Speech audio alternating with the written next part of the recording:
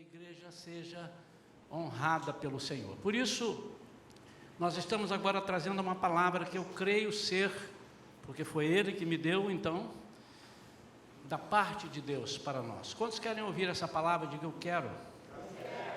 Pai, em nome de Jesus, nós vamos ler a Tua palavra. Vamos trazer aquilo que Tu tens para o nosso coração. Não permita, Senhor, que a mente humana possa interferir naquilo que o sobrenatural de Deus quer fazer. Que nós possamos nos conscientizar de que aquilo que vai ser dito, aquilo que o Senhor vai trazer para os nossos corações, precisa ser aplicado em nossas vidas. Tira, Senhor, toda rejeição, toda ideia pré-concebida, todo preconceito, Senhor, e faça com que o Teu Espírito Santo toque em cada coração e abra o nosso coração para receber, humildemente, a começar de mim, em nome de Jesus. Amém.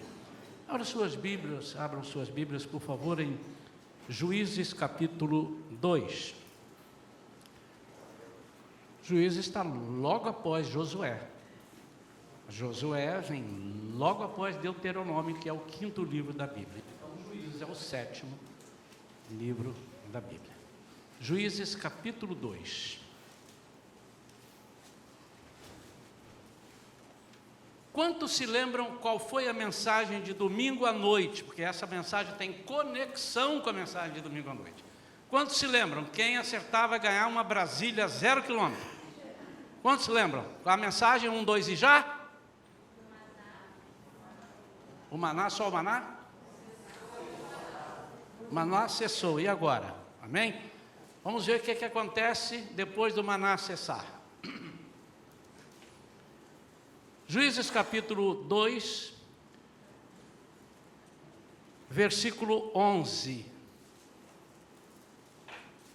Então os filhos de Israel fizeram o que era mal aos olhos do Senhor, e prestaram culto e serviço aos Baalins.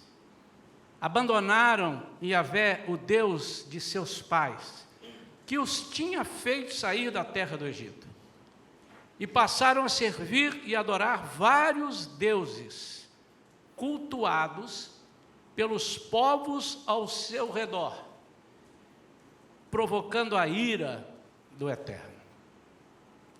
Deixaram a Yahvé e prestaram culto a Baal e a Astarote.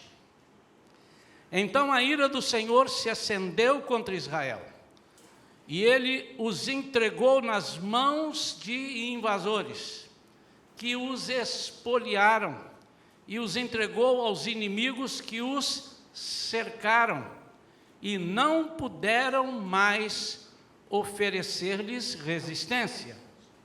Em todas as batalhas que os israelitas empreendiam, a mão do Senhor era contra eles, para lhes derrotar, conforme tudo quanto lhes havia advertido e jurado.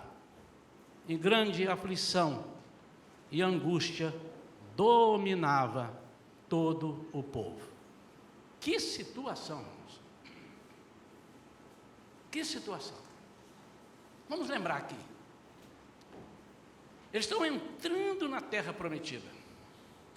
E quando eles entram, celebram a Páscoa ali, e a partir dali, imediatamente cessa o maná, que durante 40 anos provisionou o povo, alimentou o povo de Deus. 40 anos.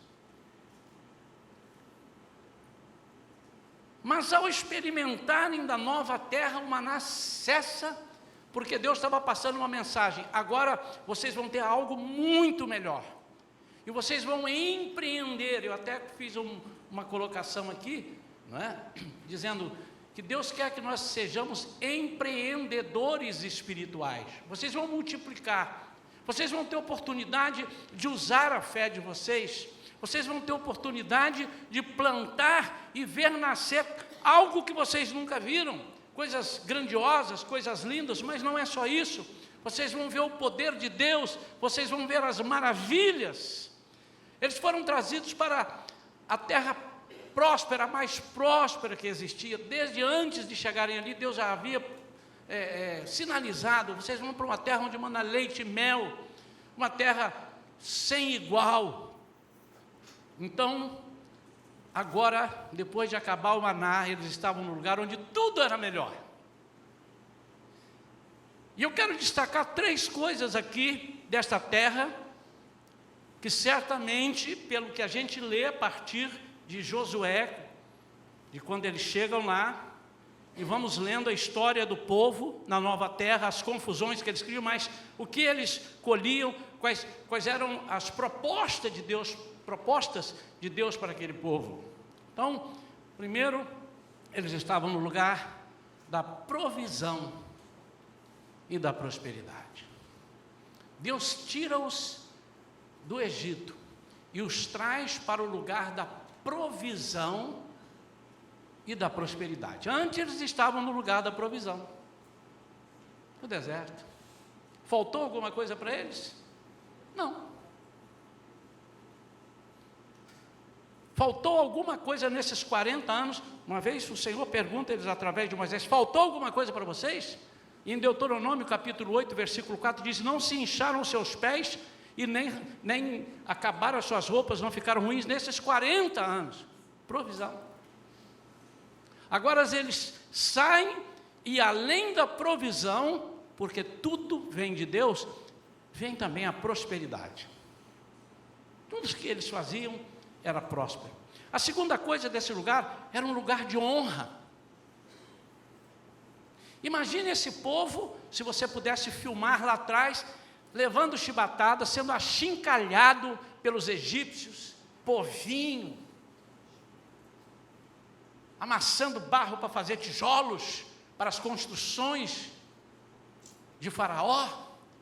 E agora eles entram numa terra, são donos de uma terra onde próprio Deus os coloca. Isso é um lugar de honra. Então esse povo foi chamado para um lugar de honra. Tudo era maravilhoso. Tudo que eles faziam, o Senhor os honrava. Eles começaram a ser reconhecidos como o povo de Deus. O povo que Deus tinha prazer em fazer as coisas acontecerem. E essa terra era também um lugar seguro. Por que era seguro?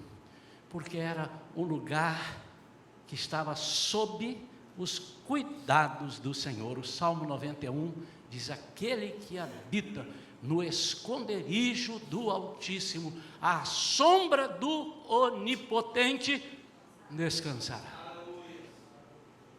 Que era um lugar seguro, era um lugar que,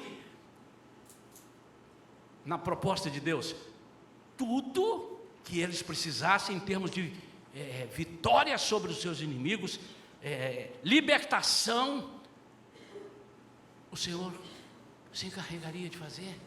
Ele disse: estarei com vocês, ninguém vai poder resistir vocês. Mas agora nós entramos aqui em Juízo, eles já estão lá, já estão morando há um tempo. O que acontece? Essa terra que eles entraram era uma terra que havia um povo, que era habitada por um povo idólatra, e esse povo cultuavam a 2 deuses, Baal e Astarote, ou Astarote. Quem era Baal? Baal era conhecido, a tradução de Baal é Senhor. Anote isso daí depois. Senhor não conhece maiúsculo, mas conhece minúsculo. E Astarote era uma deusa da fertilidade. Era também chamada de deusa do amor, da fertilidade. Olha os perigos que vão acontecer quando nós não entendemos aquilo, as sutilezas dos inimigos nos lugares onde nós habitamos. Aquela terra que no início eles ficaram deslumbrados, agora passado algum tempo, eles começam a perceber que tinha alguma coisa de errado. Título da mensagem de hoje: o que aconteceu com a minha terra? Eu queria que você fizesse uma pergunta, se você está numa situação que você não sabe por quê, mas de repente as coisas parecem que desandaram. Você estava indo bem, bem no emprego, bem no seu casamento, bem no seu relacionamento interpessoal na sociedade, ou com seus amigos, ou no seu trabalho, bem de saúde, bem aonde você empreendia, e de repente parece que as coisas mudam, e você não está mais assim. E eu queria que você perguntasse a você: o que aconteceu com a minha terra? Veio uma coisa sobre aquele povo, e dominou aquele povo, e essa palavra é ingratidão. Eu queria que você anotasse essa palavra, e quando pudesse escrever aí, com uma letra bem garrafal, bem grande, e dissesse: ingratidão, uma das maiores ofensas a Deus. Se você fizer uma pergunta: como é que eu posso ofender a Deus? Seja ingrato com Ele. O ser humano, quando somos ingratos uns com os outros, aquele que sofreu a ingratidão fica. Você gosta? Você gosta que alguém seja ingrato contigo? Ainda que você não esteja fazendo, e se você está fazendo para merecer de volta, então você fica duplamente chateado com a ingratidão. Mas a ingratidão é uma peste. A ingratidão é algo que machuca, e Deus não tolera a ingratidão, por tudo que Ele é, e não só por tudo que Ele é, e bastava Ele ser e não nos dar nada, bastava a salvação, se é que isso é pouco, esse é o maior de todos, bastava sermos salvos, mas Ele, além disso, Ele nos proporciona momentos tremendos, enquanto servos dEle, e nós, será que estamos sendo gratos? Está vindo aí, dia 28, nós vamos celebrar um momento de gratidão, onde o povo de Deus vai se reunir. Aqui no Brasil é oficial essa data, como nos Estados Unidos. Nos Estados Unidos, eu tenho dito aqui, é um dos feriados mais importantes, até mais que o Natal para eles. É o Dia Nacional de Ação de Graças, onde eles reconhecem. Que pena que alguns só se lembram de agradecer a Deus nesse dia. Que pena. Lá e aqui talvez. Uma das maiores ofensas a Deus é a ingratidão. O salmista no Salmo 116, 12 diz: o que darei ao Senhor por todos os benefícios que me tem feito, ou que tem feito para comigo? Qual é o perigo de não atentarmos fielmente à voz e à ordem de Deus? Deus lá atrás, quando começou a conversar com Moisés, ele disse assim: vocês vão herdar uma terra, eu vou dar uma terra assim, assim, assim, e foi dando endereço, com CEP, com tudo, foi dizendo. Eles chegaram a experimentar no iniciozinho que saíram do Egito, e viram que era terra maravilhosa. Depois agora eles estão podendo, é verdade, puxa vida, como é que nós não tomamos essa terra antes, que coisa maravilhosa. Mas eles esqueceram de uma coisa, que Deus mandou que eles chegassem lá e destruíssem todos os inimigos que ali habitavam, mas destruísse na raiz, para que não oferecesse mais, não nascesse mais alguma coisa que pudesse incomodar o povo de Deus, e eles não fizeram isso. Mas por que não fizeram? E aqui há uma sutileza tremenda do inimigo, que eu quero que você guarde isso no seu coração. Estamos vivendo nesses tempos de hoje, interessante, irmãos. Hoje eu cheguei lá na igreja, foi em Tanguá, onde eu fui pregar, uma igreja batista, e cheguei bem mais cedo, marcou 10 horas, cheguei lá 9h15, como é o meu costume. E o pastor: vem conhecer a igreja. Estavam em escola dominical, eles inverteram para que eu pudesse pregar a partir das 10 horas, e ele deu uma caminhada comigo, mostrando as construções, e ali a sala disso, ali uma sala daquilo, ali são os adolescentes, aqui são os adultos e tal. Passamos para lá, quando voltamos, uma classe chamou: pastor, pode vir aqui tirar uma dúvida? Eu fiquei do lado de fora, eu não sou o pastor deles, e o pastor entrou e falou assim: vem comigo, pastor Isaías. Aí eu entrei, e o pastor perguntou, qual é a dúvida? E uma adolescente, aquela era uma classe dos adolescentes, virou e disse assim, pastor, o senhor poderia me dizer, o senhor não concorda que essa palavra que eu vou falar agora é muito forte? Ela está na Bíblia, mas ela deveria ser mudada. E o pastor disse, qual é a palavra? Ele disse assim, que a mulher tem que ser submissa ao homem.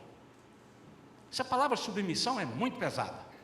O senhor não acha que está errado? E o pastor olhou para mim e disse assim, quer responder, pastor Isaías? Eu falei, olha que eu vou responder, hein? Respondi, como tenho pregado aqui na igreja, que você não pode responder a palavra submissão. Não parece isso, do jeito que você está olhando, parece. Mas se você olhar o contexto do que como Deus chama, você vai entender isso. O que é? Assim como a igreja é submissa a Cristo, a mulher seja submissa ao marido. No quê? No propósito. E ali eu comecei a explicar, foi 3 minutinhos. Quando saí, o pastor falou assim, pastor, foi bom que o senhor respondesse. Quando eu vi que a menina era aquela, eu passei para o senhor. Porque ali o contexto é muito maior. E ele me contou algumas coisas, foi logo entendi. Quando eu entro no gabinete do pastor, estavam 2 líderes dos adolescentes, estavam um líder dos adolescentes e a esposa do pastor conversando sobre um projeto que eles querem fazer. Quase que eu levei o Augusto para lá, Augusto. E ele disse, nós estamos cortando um dobrado aqui, com os nossos adolescentes. E eu disse, que é porque a influência do mundo tem sido muito grande nas igrejas, e aqui, com algumas coisas, elas estão sendo assim, vistas de uma maneira mais clara em alguns aspectos. Não vamos entrar aqui, eu não vou trazer problema da igreja dos outros, mas o que eu quero dizer é o contexto. Então eu não disse qual é o problema, mas o problema é este, não de lá, não daqui, mas de todas as igrejas. É que nós estamos, de uma certa forma, contemporizando, relativizando aquilo que é perigoso para nós. Aquilo que pode nos roubar as heranças que Deus tem nos dado e quer nos dar. Nós não prestamos atenção quando Deus fala para destruir. Estava ali orando e Deus me falou assim, a respeito de raiz. Arrancar pela raiz é impossibilitar de haver nascimento. Na minha antiga casa onde eu morava, tinha uma grama lá, e começou a nascer muita tiririca no meio da grama. Tinha mais tiririca do que grama. E aí eu fui consultando várias pessoas, como é que eu mato essas tiriricas? Capaz, isso é ruim de matar, mas você tem que ter paciência. Você não pode arrancar, você tem que matar a raiz. Arranca com raiz, senão a raiz delas são várias. Você mata, ela sobe, você mata, ela sobe, você mata, ela sobe, até lá pela 3ª ou 4ª raiz, aí você não precisa mais fazer, porque você eliminou totalmente. E o Senhor estava me dizendo ali, por exemplo, quando o Senhor diz eliminar pela raiz, é eliminar a possibilidade daquilo vir na sua vida. Quer ver um exemplo de uma pessoa que perdoa e uma pessoa que arranca a raiz de mágoa? A pessoa que diz, eu perdoo fácil, pode ser, mas todas as vezes que pisam no calo dele, ele fica bravo e fica triste e tem mágoa. A raiz está ali, brotou. Não, mas eu perdoo. Mas o que o Senhor quer é que você arranque a raiz de amargura, a raiz da mágoa, para que nunca mais você tenha mágoa. O que o Senhor estava dizendo aqui é, esse povo que eu conheço, esse povo que está aí habitando, é um povo que vai incomodar muito vocês. E se vocês não fizerem da forma que eu estou falando, vocês vão ter sérios problemas. Mas como é que o diabo age? Como é que o nosso inimigo age? Ele age disfarçando e dizendo, não, nada a ver, nada a ver. Não é assim que adolescente fala? Que isso, nada a ver. muda até a voz, né? Não, nada, isso não tem problema. Não, você está sendo fanático. Não, isso não é assim. Você está vendo com outra forma. Há coisas que devem ser radicais nas nossas vidas. Eu já vou dar o exemplo. Mas antes, o que havia acontecido? A geração passada morreu. Olha o versículo 10. Eu li do 11 em diante. Agora eu vou, de propósito, vir ao 10. Depois que toda aquela geração morreu e foi reunida a seus antepassados, surgiu uma nova geração que se esqueceu do Senhor e das orientações e dos grandes feitos do Senhor em benefício do povo de Israel. Isso é ingratidão. Guarda esse versículo 10, porque no final nós vamos esmiuçá-lo para concluir. Essa geração morre. Mas os pais, olha a nossa responsabilidade, o que Deus quer que passemos de pais para filhos e vamos passando aos nossos filhos passem para outra geração, para que não haja esquecimento até o dia que Jesus vier e buscar a sua igreja. E eles não cuidaram disso, foram relativizando, foram dizendo, não, mas eles têm uma boa intenção.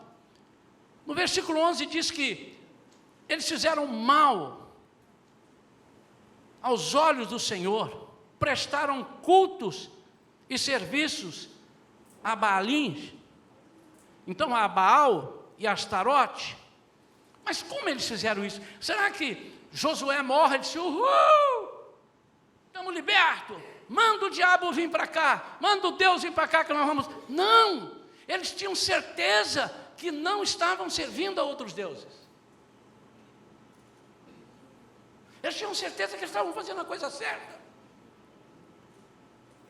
Eles tinham certeza que, junto com aqueles que adoravam Baal, adoravam assim, ele é o Senhor, nós temos que obedecer. E o que Deus falou para a gente lá? Que nós temos que obedecer. Lá em Deuteronômio capítulo 28 diz que quando você obedecer a voz de Deus, vamos obedecer. Então, nós estamos numa terra onde a pessoa aprendeu a obedecer. Não é aprender a obedecer, é obedecer a pessoa certa.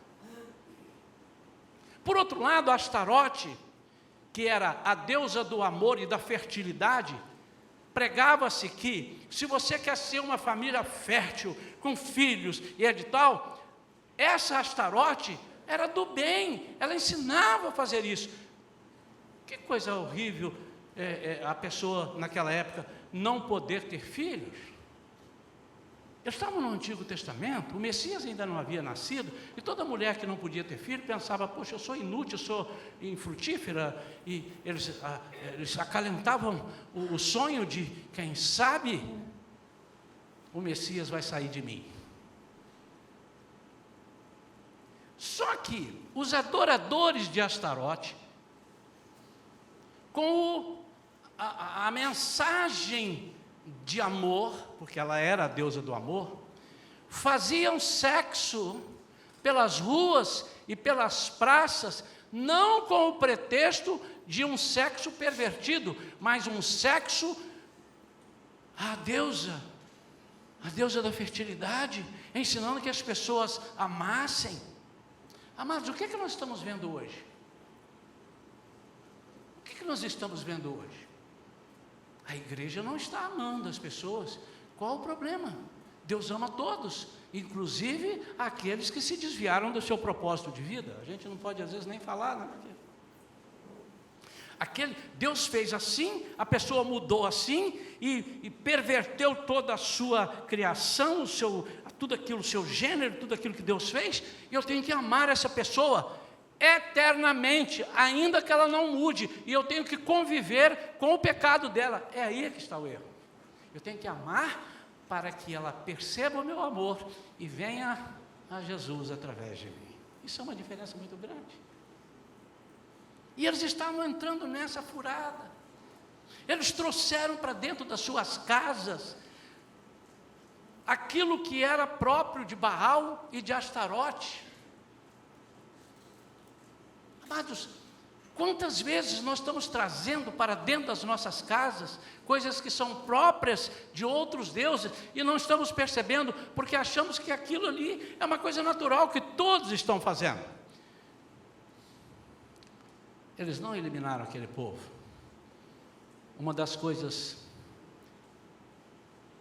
que mais incomodam a Deus, se não a maior, é a ingratidão.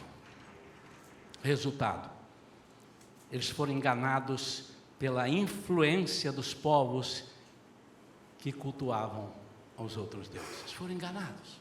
Eles estavam vivendo numa boa.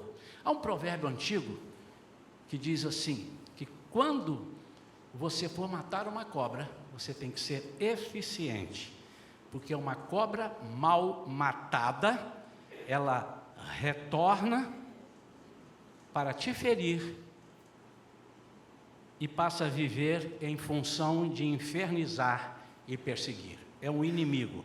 Esse é um provérbio antigo, um provérbio oriental que dizia isso. Se você não elimina o problema, muito bem eliminado, esse problema depois ressurge e passa a infernizar a sua vida.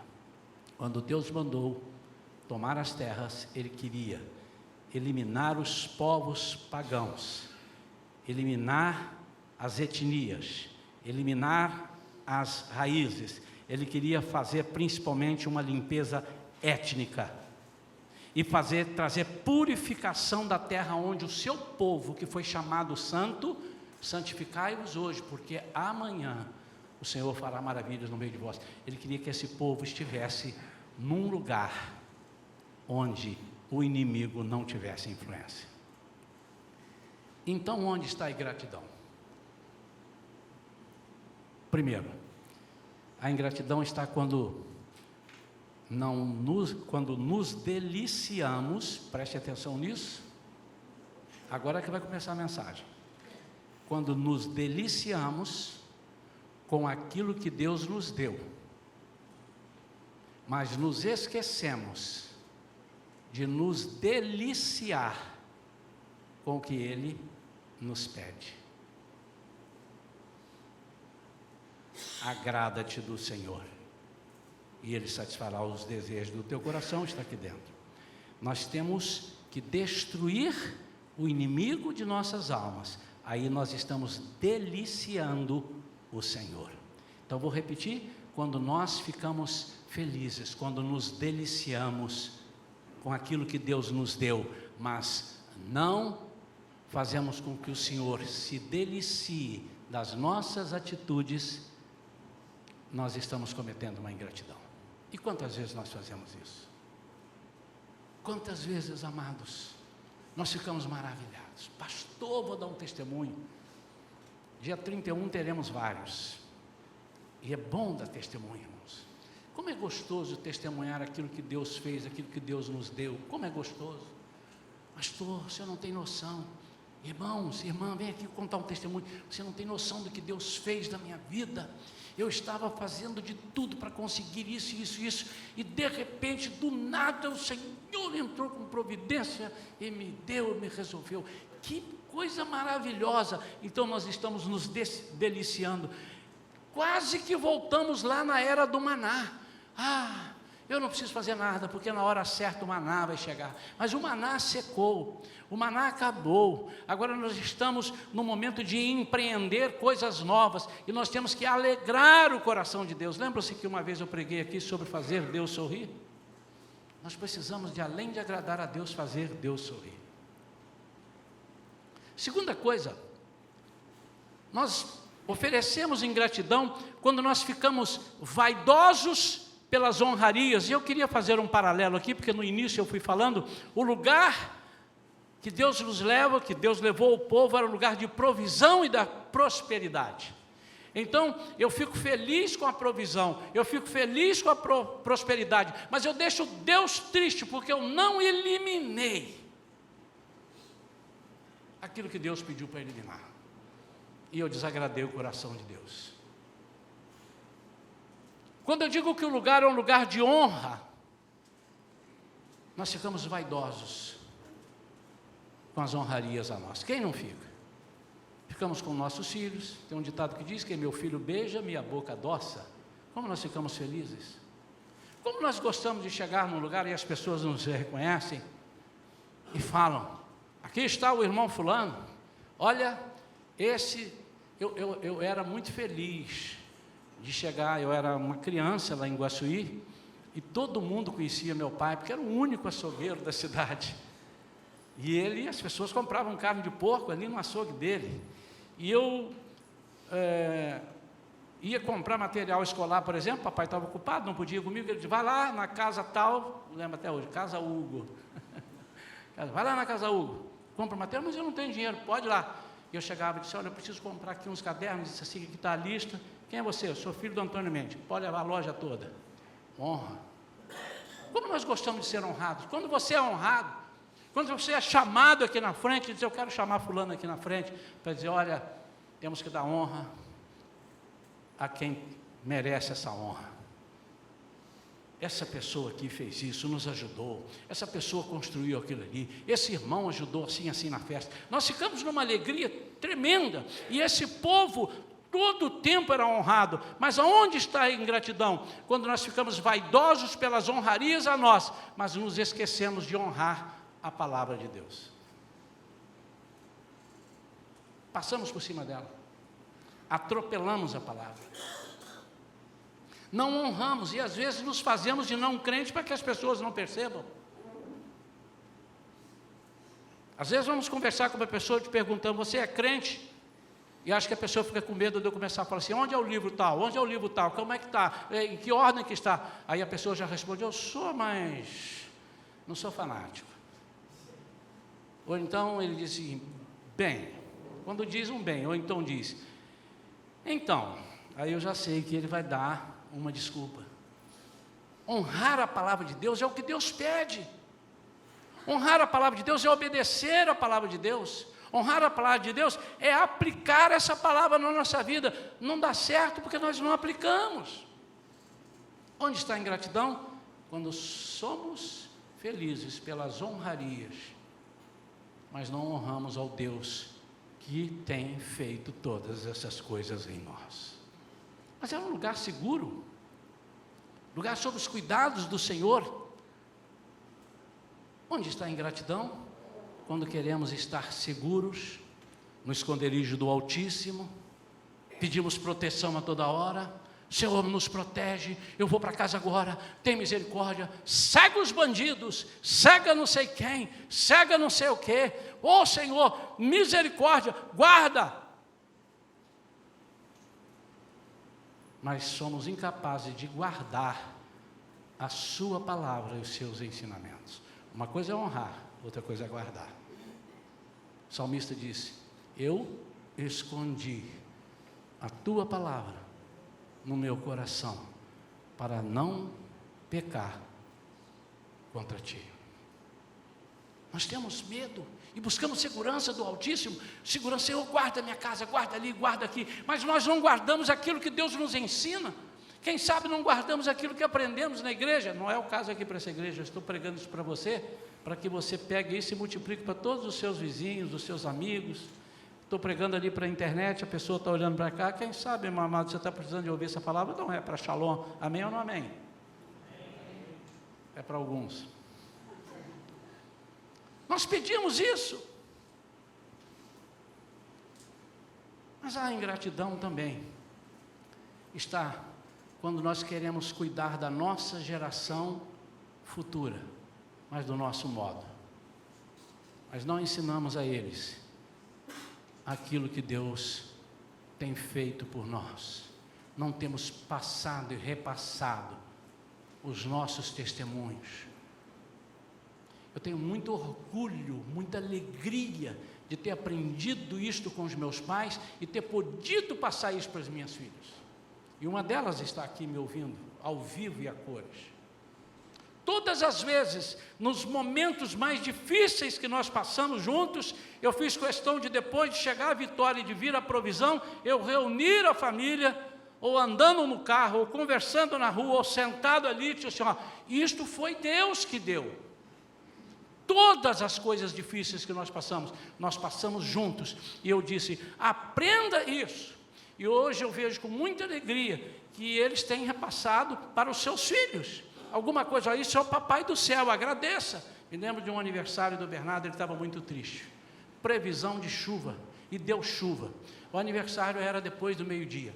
Amanheceu chovendo, foi lá no prédio lá da sogra, chovendo, mas chovendo, e ele triste e tal, e alguém falou para ele, não sei se Vivian ou Augusto, mas alguém falou, eu também tive essa oportunidade de falar, mas eu sei que os pais falaram, eu me refiro a isso, não, ora a Deus, fala com Deus, e ele orou, disse, Senhor, porque era um lugar aberto, não era um salão fechado, ia atrapalhar ali o parquinho, tudo estava ao ar livre, irmãos, meio-dia parou de chover. E chegamos lá na festa, me lembro que eu estava perto. Os pais falaram para ele, está vendo? Deus fez isso. E ele agradeceu a Deus, porque Deus atendeu. Só quando acabou o aniversário, de noite, estávamos indo embora, voltou a chover. Irmãos, o que é isso? Isso é uma preocupação nossa para com Deus. O que Deus pediu para nós passarmos para as gerações? Mas eles não passaram. Depois aquela geração morreu, surgiu uma nova geração que se esqueceu do Senhor e das orientações, dos grandes feitos do Senhor em benefício do povo de Israel. Isso é ingratidão. Qual é a resposta, pastor, do Senhor para aqueles que agem dessa maneira? Vamos na Bíblia.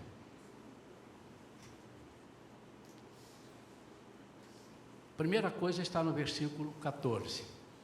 A ira do Senhor se acende contra eles.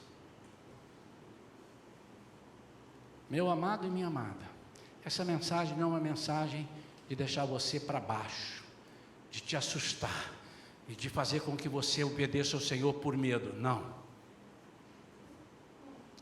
Essa é uma mensagem para que você não se esqueça. Porque lá no versículo 15, diz que em todas as batalhas que os israelitas empreendiam, a mão do Senhor era contra eles para os derrotar, conforme tudo quanto lhes havia advertido. Então, primeira coisa, a ira do Senhor se acende contra eles. Deixa eu te dizer uma coisa, meu amado. Embora Davi tenha dito uma vez, quando ele pecou, e o anjo apareceu para ele e disse assim, olha, ele pede perdão a Deus, sobre ter feito o recenseamento do povo, Israel estava sofrendo e morrendo, e ele pede perdão a Deus, porque ele fez contra a vontade de Deus. O anjo aparece e faz a ele, dizendo o seguinte, nós vamos cessar, mas o Senhor pediu para você escolher uma das coisas que eu vou te falar. Uma é que o inimigo venha e te derrote. Deus me livre, eu não quero isso. A outra é que você fique sempre perseguido pelo inimigo. Não. Mas uma dessa, ele disse, que você caia na mão do Senhor, para o Senhor agir com você e te acertar. Com essas palavras que eu estou colocando. E ele disse, eu prefiro essa, que é melhor cair na mão do Senhor. Nesse aspecto está errado. Mas há um versículo, porque eu não sei de onde ele está agora, eu não preciso me dar, porque eu não vou citá-lo. Me veio agora esse exemplo, e diz assim, duro é cair na mão do Senhor. E aqui está se referindo a isso. Quando a ira do Senhor se acende sobre nós, a quem você vai buscar? Se os irmãos não achem graça não, porque eu estou falando de se a Suprema Corte determinar, a quem você vai recorrer? Se Deus disse, eu vou fechar a porta, a quem você vai recorrer, meu amado? A um santo? Você vai pedir a quem? Você vai pedir a Maria, para Maria pedir a ele? Ela nem ouve. ela está como os nossos antepassados, ela está morta, aguardando que Jesus volte para ela ressuscitar, igualzinha a todos.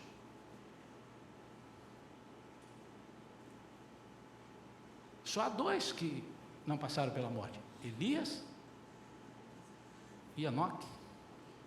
Os outros estão mortos. A quem você vai? Então, quando a ira do Senhor se acende contra nós, ai de nós, você vai esperar isso? Não seja ingrato. Na terra em que nós estamos habitando, mana leite e mel, porque o Senhor nos dá. Ele é o provedor, Ele nos honra. Tudo que temos feito obedecendo a Ele, Ele está nos honrando, Ele tem nos guardado, Ele tem nos dado livramento. Aos justos Ele dá enquanto dormem. Mas se você não eliminar dessa terra, ou seja, do seu convívio, do seu relacionamento, não eliminar na raiz o inimigo, a ira do Senhor vai se acender contra você. Aqui está dizendo isso. Segunda coisa, são entregues nas mãos dos invasores e expoliadores. Olha aqui que diz aí a parte do versículo: Ele os entregou nas mãos dos invasores que os expoliaram. Você tem noção do que é um invasor? O invasor é aquele que não pede licença. É aquele que por um detalhe, por uma palavra sua mal colocada, por uma murmuração, por algo que você possa proferir, que vai contra os princípios e que não honra a palavra de Deus, ele entra pela janela, ele entra pela chaminé, ele entra por algum lugar, ele é um invasor. E a Bíblia diz que esse invasor é o inimigo, e ele só veio para matar, roubar e destruir. Vem arrancar as suas coisas, expoliar você, tirar aquilo que ele não deveria tirar. Por isso que às vezes, amados, nós não estamos vivendo em uma vida de prosperidade, parece que nós estamos na conta do chá, porque nós deixamos que os invasores, o Senhor enviou os invasores. Ele diz lá em Joel: se vocês não tomarem jeito, fizerem isso, eu vou enviar o quê? Os gafanhotos devoradores. Terceira coisa que o Senhor vai fazer, Ele nos torna sem resistência. Teve um dia desse que eu estava gripado e todo mundo preocupado comigo, disse: você tem que tomar um remédio para ter resistência, você deve estar sem resistência nenhuma. É terrível ficar sem resistência. Resistência, a pessoa falou assim, ele não precisa nem espirrar, ele só fala atim, a pessoa já ficou gripada, porque está sem resistência. Ele não espirrou, ele só falou atim. Atim é gripe, estou sem resistência. O que é um crente sem resistência? Crente sem resistência é qualquer ventinho que bater, ele tomba. Qualquer ventinho. Que vento é esse? Ventos de doutrina, ventos contrários ao vento do Espírito. Há um vento que nos leva para cima, é o vento do Espírito. Mas o vento contrário, se nós não estivermos com resistência, nós não suportamos. E o Senhor diz que quando nós abandonarmos e não fizermos o que Ele pediu, Ele vai nos tornar sem resistência. A penúltima coisa está no versículo 15. Ele diz que a mão do Senhor nos impede de vencer em todas as batalhas, conforme as advertências que Ele fez antes. Não é nada novo. Vou surpreender vocês. Não vão vencer mais nenhuma batalha. Senhor, mas isso não se faz. O Senhor nos trouxe de lá, Ele avisou lá antes de sair. Ele avisou quando estava no deserto. Ele avisou antes de chegar na terra prometida. Então, vencer as batalhas significa, nós vamos ter batalhas. Meu irmão e minha irmã, olha para mim. Nós devemos pedir todos os dias ao Senhor: Senhor, dá-nos batalhas. Quantos creem nisso? Quantos concordam com essa palavra? Senhor, dá-nos batalhas. Não peça isso se você não está dentro dos princípios de Deus, porque você vai ser impedido de vencer todas as batalhas. Mas se você está dentro dos princípios de Deus, dá-nos batalha, você está dizendo, dá-nos vitórias, dá-nos ensinamento, dá-nos capacitação. E por fim, irmãos, ainda no versículo 15, e grande aflição e angústia dominava todo o povo. Então, a última coisa que Deus diz, quando a ingratidão por tudo que deveríamos fazer e não fizemos, é que a grande aflição e angústia passa a dominar essas vidas. Está aqui, Juízes, capítulo 2, versículo 15, parte final. E grande aflição e angústia dominava todo o povo. Por quê? Porque o Senhor afastava-se daqueles que estavam nessa situação e não dava a eles o refrigério que nós precisamos. Hoje eu comentava com alguém que e todos sabem disso, um dos maiores males do século é a depressão. E um dia eu coloquei um versículo dizendo que o inimigo se alegra conosco quando nós estamos deprimidos, e a pessoa confundiu com depressivo. Eu estava falando de deprimido. Deprimido é quando eu fico triste. Esse deprimido, várias vezes somados, ele pode me levar a uma depressão. E uma depressão, ela não começa de uma hora para outra, assim, comecei, fiquei deprimido, fiquei depressivo, eu sou uma pessoa depressiva, comecei. Não, ele começa. Como é que ele começa? Ele começa, primeiro, achando que ninguém gosta dele, que ele não é notado. A palavra dele, tudo que você vai falar para ele, mas ninguém gosta de mim, mas estão dando observação para outro, para mim não, aqui não é meu lugar, eu acho que eu não nasci para ser isso, eu nasci para sofrer. E ele começa a proferir essas palavras na vida dele. Daqui a pouco ele está dentro do quarto fechado, que eu não quero conversar com ninguém, porque ninguém me entende. Aí ele se fecha no quarto e começa a ouvir vozes que ele mesmo atraiu, vozes de tristeza e angústia. Isso é aflição, e aquilo passa a dominar a nossa vida, irmãos. Quantas pessoas estão vivendo esses momentos? Eu quero chamar a sua atenção agora para essa parte final. Onde estava esse povo? Onde estava esse povo? Na terra prometida. E olha o que estava acontecendo com eles. O Senhor se irou contra eles na terra prometida. Por isso, amados, não adianta nos escondermos numa religião, ou numa igreja, ou numa denominação. Podemos estar muito bem na igreja e às vezes trabalhando na igreja e estarmos sob forte influência do maligno. Não estou dizendo que você pode estar endemoniado, estou dizendo que você pode estar com forte influência do maligno, com palavras tristes, palavras negativas. Esse povo estava na terra prometida e os invasores invadiam, mas não era o Deus que cuidava. O Deus retirou a mão e permitiu que os invasores fizessem isso. Tornaram-se sem resistência. Espera aí, gente, onde é que esse povo estava? O povo estava na terra prometida. E de quem era esse povo? Era o povo de Deus. Estamos vivendo finalzinho dos tempos. E muitas pessoas têm usado uma igreja, uma religião, uma denominação, alguns cargos talvez na igreja, para dizer: eu estou protegido. Mas isso não protege ninguém se a palavra viva não estiver dentro do seu coração. O que aconteceu com a minha terra? O que aconteceu com a minha terra? Por que eles entraram e o maná não precisou de vir mais? E tudo aquilo que eles experimentavam era maravilhoso. E de repente, logo a seguir, já morando lá, as tribos divididas, eles começam a sofrer essas coisas todas com a aquiescência e com a manobra do Senhor, porque abandonaram o Senhor naquilo que Deus disse: não pode fazer isso.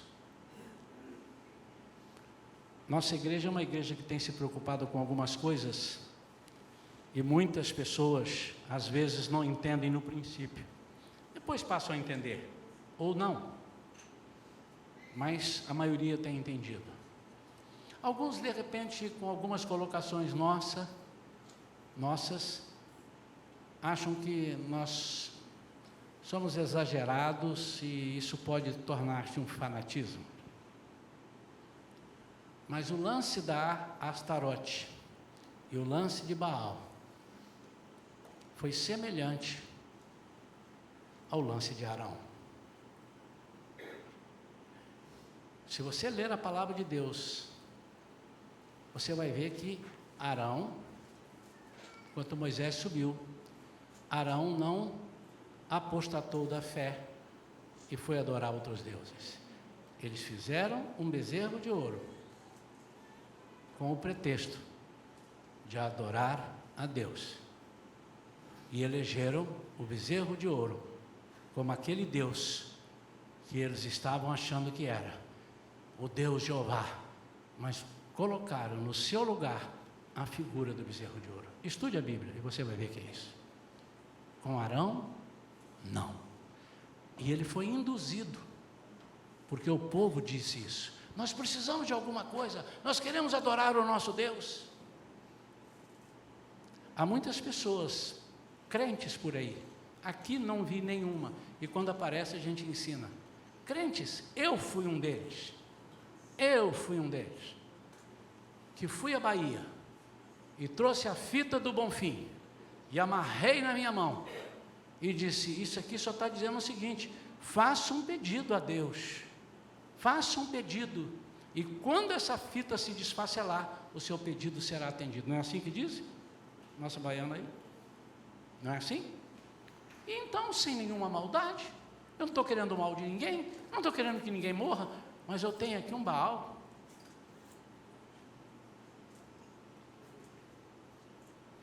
São esses detalhes que o povo foi enganado. Nós temos que ter ousadia para dizer, meu amado, você decide, mas isso não é de Deus.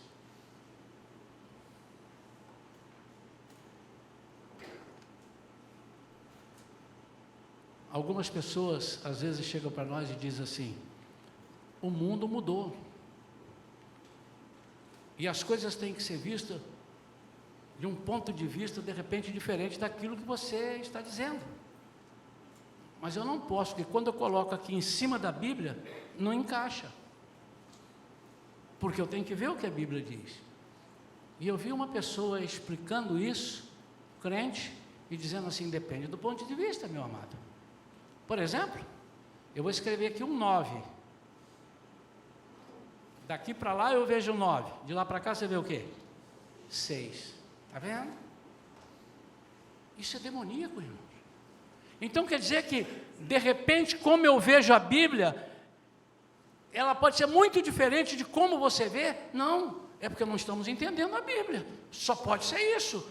A Bíblia se explica. Então, quando nós pegamos o que o mundo hoje está trazendo para nós e dizendo, olha, isso aí, a verdade, ouvi uma pessoa na CBN falando um negócio um dia desse que eu fiquei horrorizado. Os comentaristas que não são crentes, é melhor ouvir isso do que ser surdo. Eles falaram isso de uma pessoa sobre a verdade. O que é a verdade? Ele disse, a verdade não existe. Porque a verdade para mim pode ser mentira para você, e a verdade para você é mentira para mim. Então, o certo para mim não é certo para você, então não há certo e nem errado. Porque o errado é certo, o certo é errado. Fez uma confusão que eu pensei que era o nosso presidente que estava falando. Irmãos, isso é demoníaco.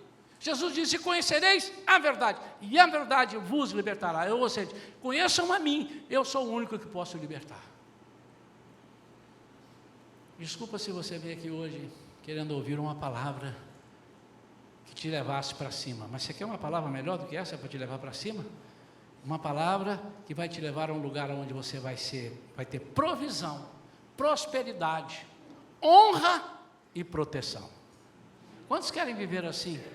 Sendo honrados, sendo reconhecidos, onde quer que estejam, protegidos com a mão do Senhor, e com provisão e prosperidade em toda a sua vida. Quantos querem isso?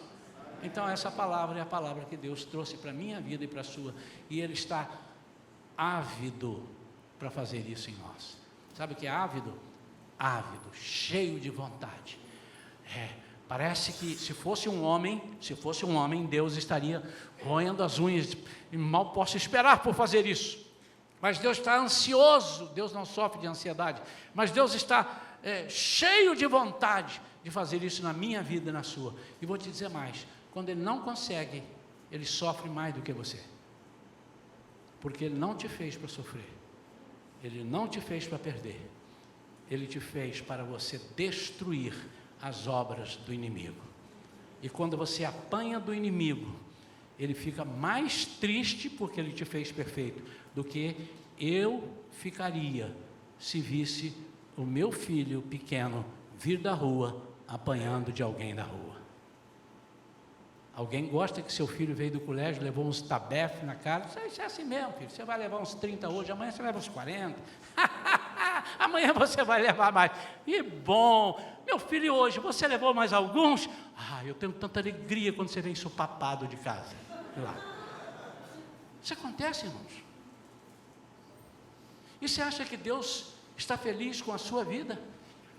Vida de miséria, vida de pedinte, vida de pedinte em todos os sentidos, talvez até material, mas pedinte, Senhor, Senhor, misericórdia, eu não sei o que eu faço, eu não sei mais orar, eu vou ler a Bíblia, eu durmo. Você acha que Deus está feliz com isso? O inimigo tripudiando, Deus está triste. O que Deus quer é sorrir, faça Deus sorrir. Deus quer olhar e dizer assim, ali está você está vendo aonde? Eu estou vindo de rodear a terra. Porventura conheceu lá o meu servo Jó? E aí ele começa, homem fiel, temente a mim, amoroso, obediente. E ele começou a falar. Deus enche a boca para falar de você quando você está em prosperidade, mas Deus chora, Deus se entristece quando vê que aquilo que Ele criou para reinar em glória junto com Ele está sendo pisado pelo inimigo. E é isso que eu vou fazer agora, orar para que sua vida de uma vez por todas rompa com essa opressão, com essa influência maligna na sua vida. E se você tem fé, você vai colocar a mão, olha para mim, no seu coração. Amém? A mão no seu coração, é aqui. Os que fizeram os cursos conosco sabem que o coração é aqui, é a mente.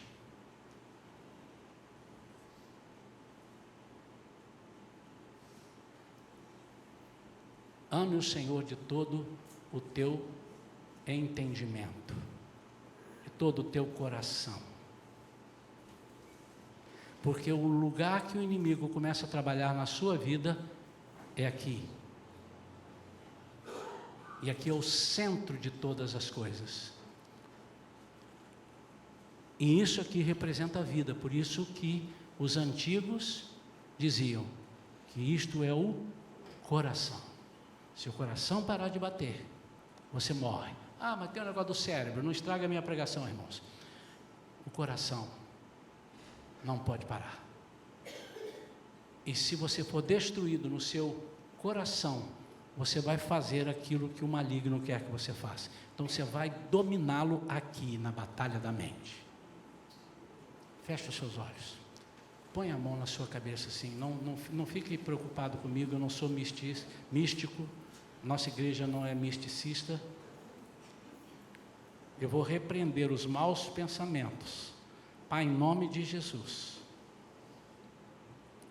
A tua palavra garante que quando fizermos com fé e autoridade, no teu nome, iria acontecer.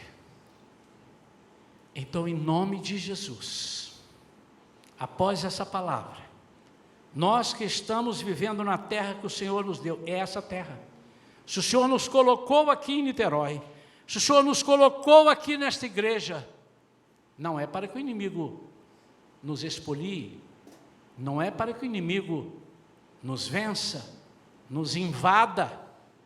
Senhor, o Senhor nos colocou aqui para sermos prósperos, para termos provisão. Então, Senhor, em nome de Jesus, toda palavra que o inimigo colocar sobre as nossas vidas, na nossa mente, vindo para o nosso coração, de que nós não teremos provisões, que nós teremos medo e que a prosperidade para nós não é verdade, eu rejeito essa palavra e anulo essa palavra em nome de Jesus. Mas o Senhor também, Senhor, nos colocou para sermos honrados. Pai, se somos teus filhos, a tua luz tem que resplandecer em nós. E o inimigo tem que bater continência para nós, porque é assim que a tua palavra diz. Ele tem que fugir de nós. Então, Senhor, honra-nos, mas coloca na nossa mente, no nosso coração, no nosso entendimento, que nós precisamos honrar a Ti antes de qualquer coisa, e seremos honrados. E por fim, Senhor, o Senhor prometeu cuidar de nós. O Senhor prometeu nos dar livramentos, e muitas vezes, até sem vermos, temos sido livrados. Mas vem um pensamento horrível dizendo que estamos abandonados, que o Senhor não cuida de nós. O inimigo coloca mentiras. Então agora eu rechaço em nome de Jesus toda palavra proferida contra nós sobre insegurança. Nós estamos guardados e o inimigo não tem poder de combater e nos vencer. Em todas as coisas nós somos mais do que vencedores por aquele que nos amou. Nós recebemos essa libertação da nossa mente em nome de Jesus. Amém. Amém. A boca fala? E onde é o coração?